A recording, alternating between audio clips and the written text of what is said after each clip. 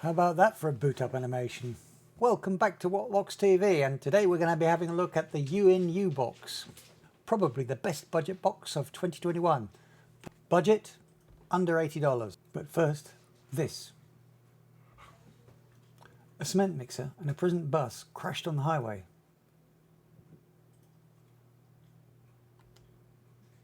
The police are looking for a group of hardened criminals. If you find this video of any value at all to you, please consider subscribing and all that stuff, yada yada yada. Let's get on with it.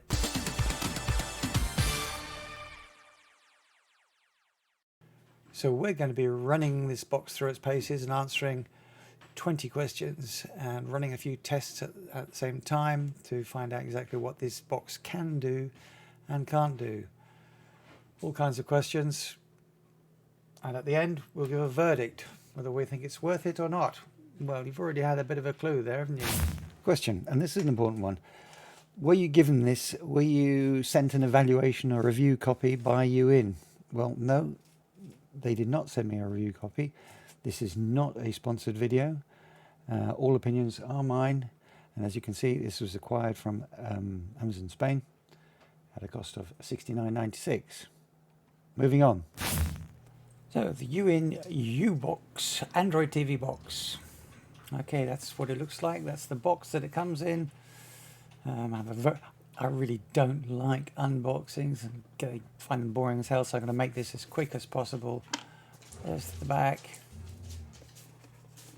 U-Box device. There. There. Okay, let's open it up. 1, 2, done. Starting from the top left corner, you've got an HDMI 2.1 cable. That's 1.2 meters long, 47 inches, tied under 4 foot. Power brick is 12 volts, 1 amp. The manual, the remote, 2 AAA batteries, and the box itself. As you can see, the box itself has a nice matte finish, stylishly rounded corners, and on the top you've got the winking smiley face Youin logo. I actually took this footage a little bit after I'd done a few tests, so on that side, the right hand side, as you look at the box, you've got the micro SD, the TF slot. I've already got a card in there. Then a couple of USB ports. The left hand side one is a USB 2.0 and the next one is a USB 3.0. Oh, moving around to the back, on the left hand side there you've got the socket for the power. It's DC 12 volts. As mentioned just now, it's 12 volts at 1 amp. Next we have a LAN port, an Ethernet port, Ethernet, potato, potato. And this maxes out at 100 megabits per second, which is more than sufficient for any 4K content. The HDMI port is HDMI 2.1 with HDCP 2.2. There's a 3.5 jack socket for AV next. Listen with your headphones or plug in a pair of external speakers. Optical port, and finally a Type-C OTG port. So if you take this little box with you to a hotel on your travels, you could be using your phone charger to power this handy device. Moving on to the next side, the last side, there are no ports on there. And if we turn it over and have a look at the bottom, good solid deal, lots of holes in it, plenty of ventilation, and also a recovery button there. There's a good feeling, this one. Nice weight. I forgot to mention on the front side, when it's switched on, you have a blue light on there, and when it's in sleep mode, it goes red. So let's take a look at the remote. At the top left, there's a power for sleep button, and on the right, we've got an input selection button. Next, we have a bookmarks button, Google Assistant, the settings button. In the D-pad, the round D-pad, we have up and down as usual, left and right on the sides, and in the center of that we have a select button. Down to the next row, on the left we've got a back button, home button, and then we have the channels button. That works in the live channels apps. Coming down on the left hand side we've got the volume up and down, mute button, and then on the right there we've got an up and down selector to use within the channels apps. Finally at the bottom we've got the 4 quick access buttons to YouTube, Netflix, Prime Video and Google Play. The cover on the back comes off to reveal the battery bay. It takes 2 AAA batteries. Its sleek rounded form and great feel will be familiar to quite a few of you already if you've got a Meikle KM2 or an ON 4K device. This is the same Google reference remote, the G20. I just forgot to mention that on the end there is an IR blaster for the CEC functions to turn off or sleep your TV. Just going into device preferences and the about, we can see that This is the You Box by Youin, and the version is Android TV 10. If I click on that a few times, there you go, Android 10. We also need to have a look at the storage, and in storage you can see there is an internal storage of 4.5 gigabytes and there is 4.1 gigabytes available. Just quickly returning to the About system, I wanted to show you that it has Netflix 4K certification. And if you have a look at the top line there of that code, right near the end you've got SEI. We'll mention that later on. That's significant. Let's open up AIDA 64. So on the System tab, the SEI there refers to SEI Robotics, who also make the TiVo Stream and the Nokia 8000. In fact, the platform and the product is exactly the same as the Nokia 8000. 2 gigabytes of installed RAM, of which there is currently around about 1 gigabyte free. And on internal free storage, there is currently around about 3,664 megabytes free. Bluetooth 4.0. So another thing to note on the System tab there is if we dig down into the device features, there you can see there's the Vulkan engine with the Android hardware, Vulkan compute, Vulkan level and Vulkan version. This is important, as most of you will know, for good graphics rendering, particularly in games. On the CPU, we can see that the core architecture is a 4-core ARM Cortex A55 running at 1908, which is exactly the same as the Chromecast with Google TV. The GPU renderer is the Mali 31. Question: what's the streaming speed like? What's the LAN like? What's the Wi-Fi speeds like? Let's have a look. Let's open up Analytics and straight in. We're currently on the Ethernet. And to be expected, about 95, 96 megabits per second. Upload, pretty much the same, 94, 95. That's exactly what I'd expect. And as you can see, it's good for all those video streaming types, 720 right up the way to 4K, UHD, 4K gaming, and even 8K. Okay, so let me disconnect the cable for a moment. Physically disconnect it. And let's go on to the Wi-Fi. So we've connected to the Stream Locator hub. Let's come out of there and see what speeds are like on that.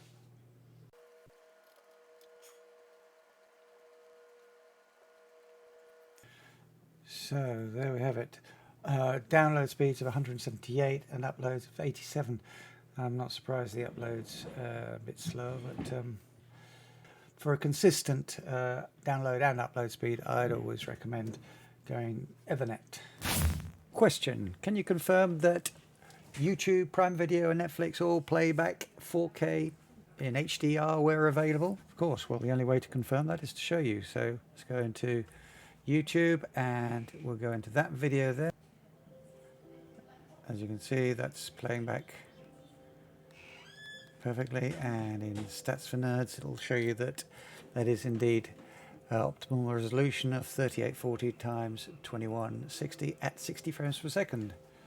So that's 4K. And let's come back out of there. Let's go into Prime Video. And in Prime Video, that one I know is UHD, as you can see from the details of the video at the top there. And that one works as well. Let's come out of there and go into Netflix. We know that this one is 4K HDR, as you can see it's available in HDR. Let's come back out of that. And this one is Ultra HD 4K, so it depends on availability within Netflix, whether it's in HDR or ordinary 4K or even just HD. They all play perfectly. And the associated question on 4K playback: what's it like playing back from a USB drive on external storage? So let's go into Explorer and we'll come down to some 4K samples, and there's one that I've that is often played back.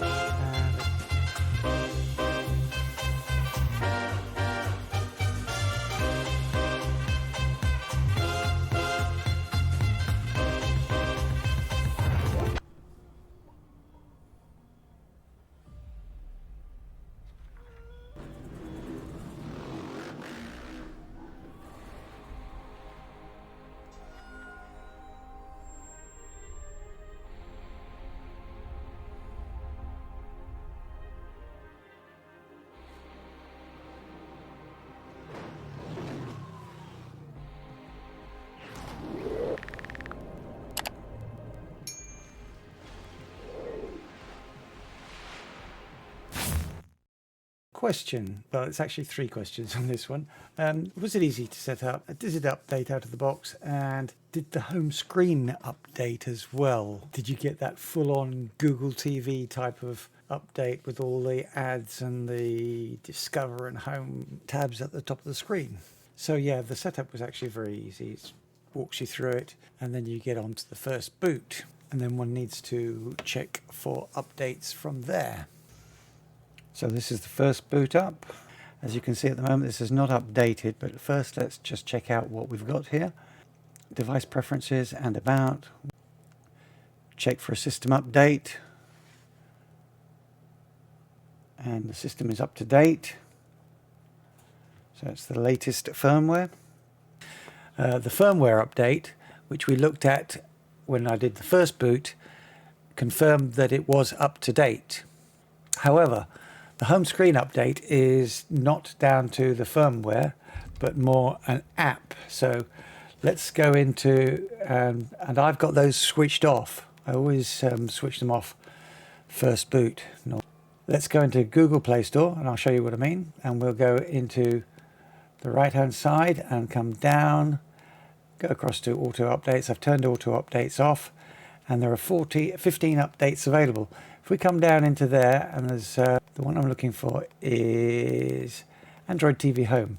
Now I'm going to update that.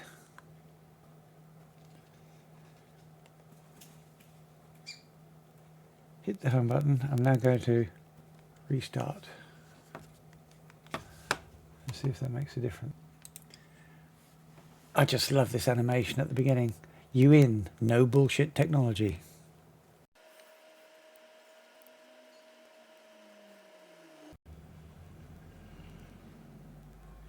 And as you can see, the home screen has updated so that we've got those highlights on your home screen. What they call them, highlights. Recommendations. Selling, really. Recommendations. Click on OK on that, and there you see on that that layer there we have. You can scroll through those. Oh, by the way, out of the box, once you've just updated this home screen, you, at least with this version of the home screen, you can turn it back if you want to. TV Home and uninstall. If we then uninstall all updates, let's do that. Then hit the home button, and we're going to go back out, and there it is. It's got rid of it. Question on the remote. Google Assistant, how well does it work? Do you have to hold it down, or do you just click it once? Well, you just click it once, so you go like this. Tell me a joke. This one will make you giggle. Or sigh. Why can't elephants use computers? Because they're scared of the mouse. What's the weather like in Cairo today? Today in Cairo, it'll be sunny, with a forecast high of 36 and a low of 24. Right now it's 35 degrees and mostly sunny. Okay, let's try another one. Open Outer Banks in Netflix. Got it. Opening Netflix.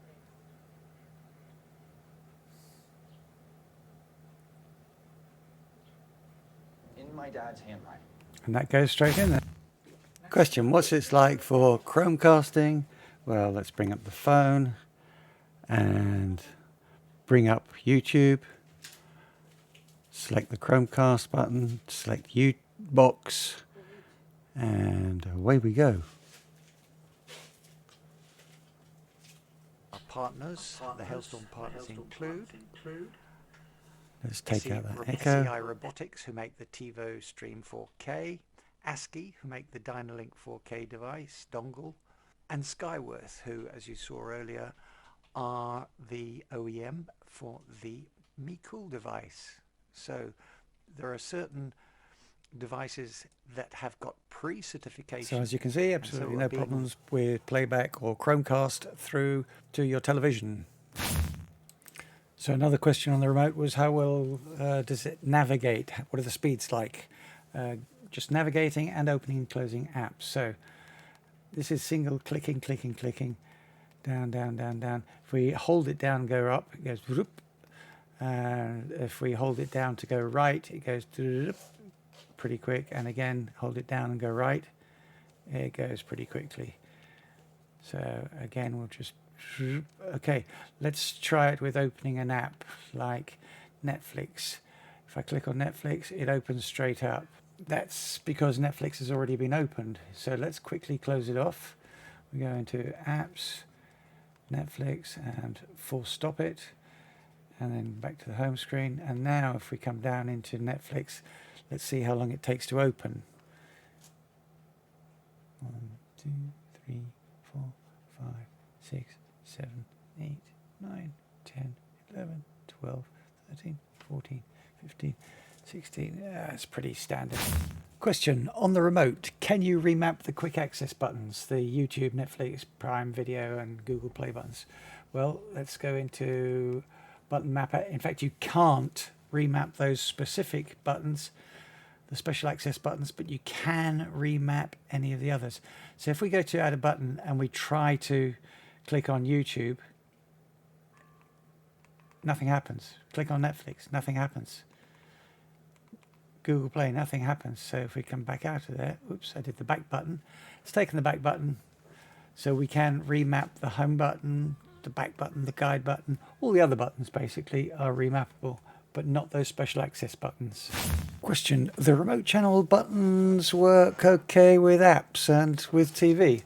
Well, whilst I was actually testing this out, I installed the Channels app and Pluto TV, and having done that, I came back out and we've now got the Play Next row there on the home screen. Now, some people don't like to have that on their home screen, and I'm one of them. And if you want to get rid of it, you have to come down to Customize Channels and go click on the Play Next option and turn it off. Come back out, and then it's gone. Let's click the TV screen button, the one next to the home screen, and that brings us up with the Live Channels app, which I've installed, and it takes us straight into the last channel that we're on. We can use the up and down channel buttons on next to the mute button to change channels. Okay, so that works. Let's come out there. What are you going to do? So question, can we install a third-party launcher on this? Yeah, absolutely you can. So let's go across to there. I've got Sideload Channel Launcher 3 installed. Great launcher, by the way. Click in there, and as you can see, standard kind of layout. You can do a lot with this one, all the usual options and more. So let's go back to the home screen. So yes, you can install a third-party launcher. Question, the Play Store on it, is it the same as the Android Play Store on a phone?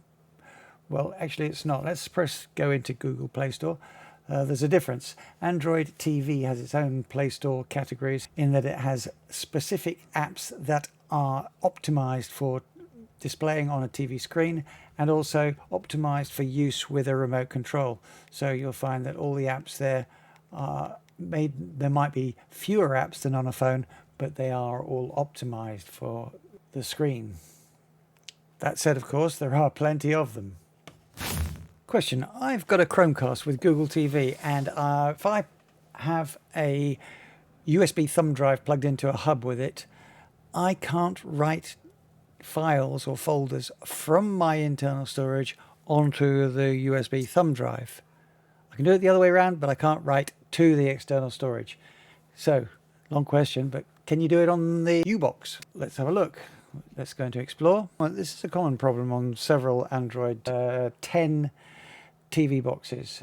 You cannot write to external storage. I've only found one box where you can write to external storage, and that was the recently tested Nokia 8000 streaming box.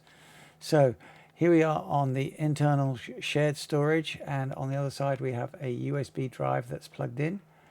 I want to copy this folder here for Spidey, the folder contents, to the same parent folder 00 Watt 2021, and it's the same on the other side as well. So let's come down to Spidey, long press on that and come down and copy. It asks for confirmation, click on that, and with the other devices we're getting an error. That gave copy OK, and as you can see, those files have been copied across. Look at that. Question. I've had this from a couple of people in different forms. One said, I have a lot of games and things like that on my devices. Can I expand the internal memory, the device storage? So the answer to that is yes, you can. So I'm going to plug in this SanDisk TF card, micro SD card, and it will be recognized straight away. There you go. Go into settings, go into device preferences, and come down to storage. And as you can see there, you've got the USB thumb drive that I showed earlier on, where I did the writing to external removable storage. And then we have this disk, which is 128 gigabytes. Now we're going to make that internal storage, device storage, by clicking on that, and then we're going to erase and format as device storage.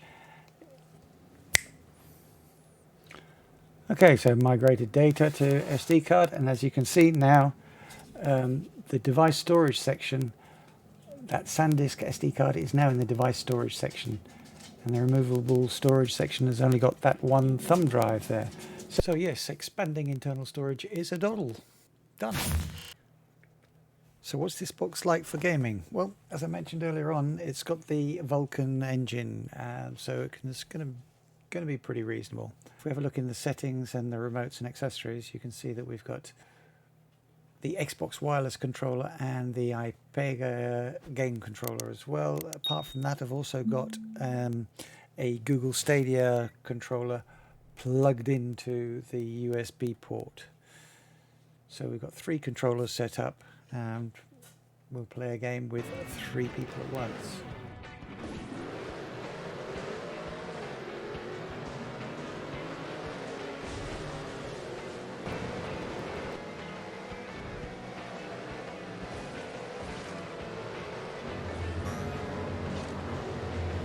Well, as you can see, it does a pretty decent job of handling 3 controllers and 3 inputs at once. I'm sure it would have done just as well with 4, but we didn't have 4 controllers here.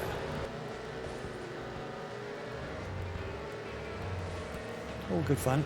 And next we have some Asphalt Airborne 8. Bit of a mouthful, that one. The eagle-eyed, or the whatever it is, eared, will spot that the music does not correspond with the Asphalt Airborne music.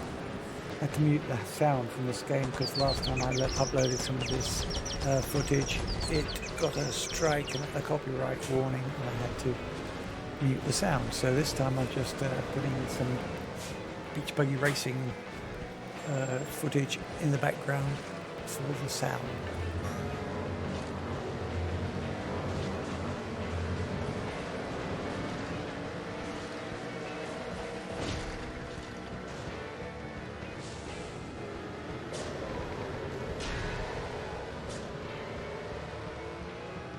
Question, has it got auto frame rate matching, and is there audio pass-through? That's actually 2 questions, but yes. Let's take a look in settings. We come down to device preferences, scroll all the way down to more.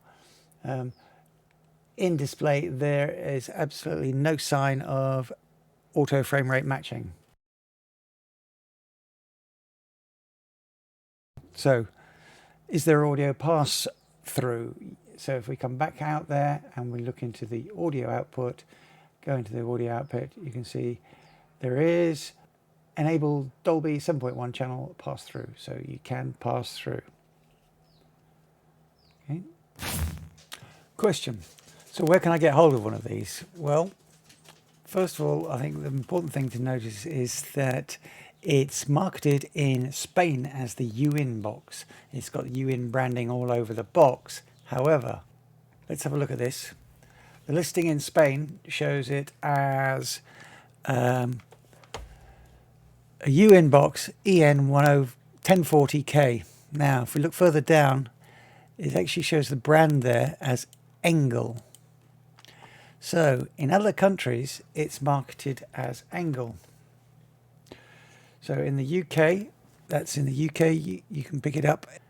As you see, Engel. It's known as the Engel Android TV receiver. That same number, same model number. Also available in Germany, France, Italy, all of these with Engel, you'll notice. In the States, it appears not to be available at the moment, though it is listed on Amazon.com in Spanish, curiously enough, and it also says Android TV 9 there, which is not correct. It is Android TV 10. Well, that just about wraps it up. Verdict time, yay or nay? So quickly to sum up the good points, it's got 2 USB ports, 4K on Netflix, Prime Video and YouTube, all working perfectly. Google Assistant and a Chromecast work flawlessly. You can write to removable storage, a USB thumb drive, for example. And some might criticize it for a lack of a RAM, but this works. This is more than sufficient. This works excellently. So what can you say against it? The negatives, the bad points. Well, as with much of the competition with Android TV in this price point, there is a lack of storage. 8 gigabytes is the norm with 2 gigabytes of RAM. And this 8 gigabytes of storage is often criticized by a number of streamers. So the final verdict, in my opinion, this is an excellent device. I love it. I've been using the Mecool KM2 for the last 3 or 4 months, and I love that too. I think this one actually just pips it. That ability to write to external storage is what tips it in its favour, in my opinion. What do you think? Love to hear your comments down below. If you're interested in one of these boxes, you can find links in the description down below. Today's video has been a bit of a marathon. Thanks very much for sticking with us, because if you're hearing this, you obviously have stuck with us. Your support is always appreciated. Many thanks. We'll catch you when you catch us in the next one. Toodle pip, a cement mixer, and a butt. The police are looking for a group of hardened criminals.